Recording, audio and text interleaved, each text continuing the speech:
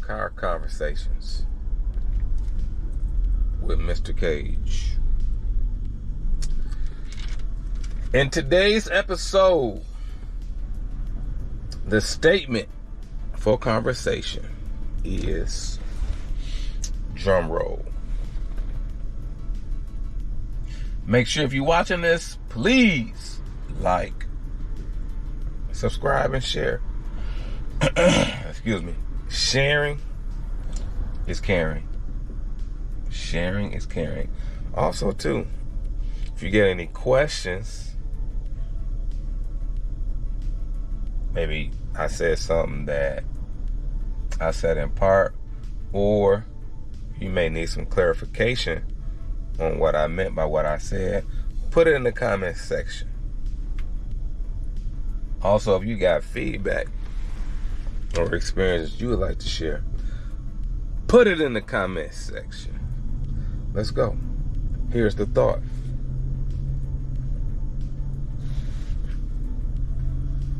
We're talking about practice today. Practice? We talking about practice? Yeah. Shout out to AI, Allen Iverson. We talking about practice. And here's the statement or the quote.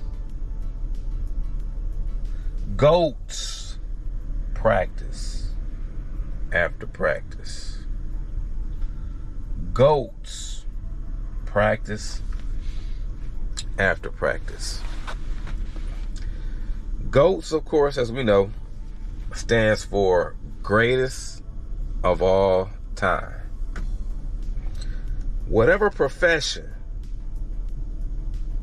you find yourself in, whether it be a career or a job,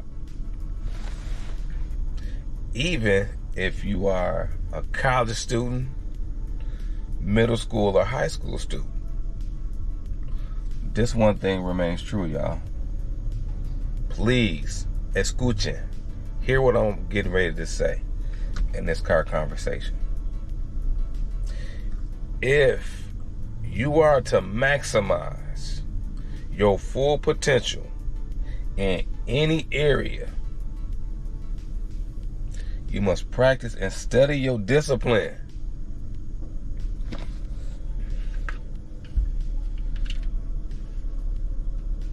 I ain't know I had on two pairs of glasses. You must practice and study your discipline outside of the normal, quotation marks, out of the normal school or work hours. Man, please feel that statement today. I call it go up, or go. I call it goat mode, or goating, or goat up. If I'm going to be in goat mode, if I'm a goat up, no matter if it's in my job or career, whatever profession that may be, I'm not going to say something about jolly if people drive.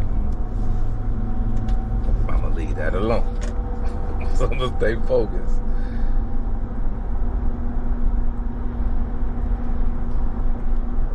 If I'm going to goat up in whatever job, profession, career, it's such a broad statement because it's applicable in all areas of life. I have to dedicate myself to practicing. I have to practice after practice. I have to practice this discipline after, quote unquote, normal hours. Let me give this example, because this is not going to be a long car conversation. And this is me generally speaking, off my observation and experience as a student, because as a teacher I'm always a student, but also as a formal teacher. now a former teacher, but also as a student. In my elementary, middle, and high school days, and even in college.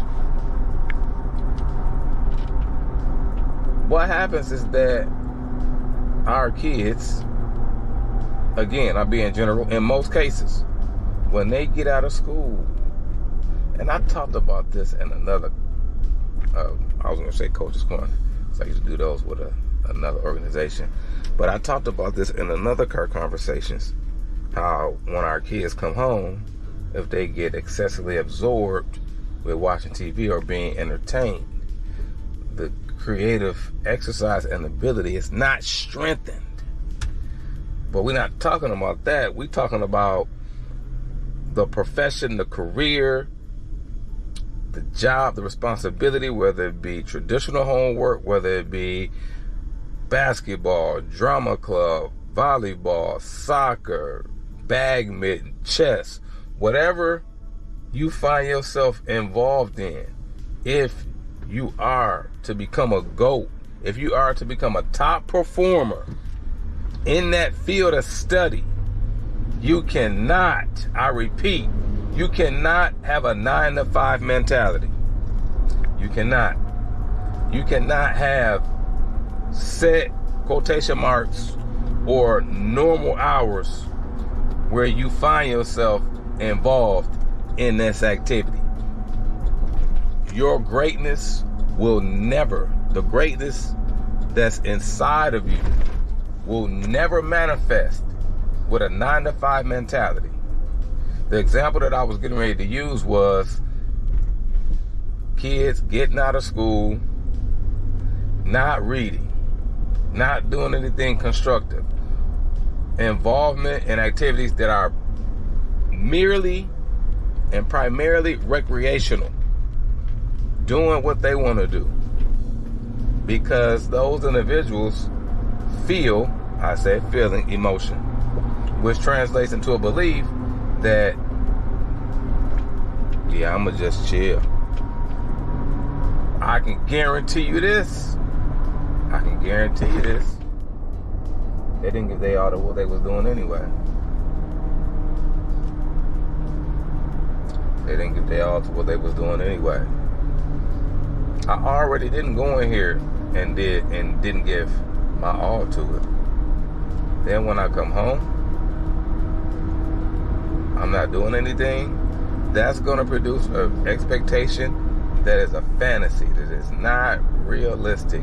How could I make these strong statements? Because I've been in the school every day for the past few years, various schools,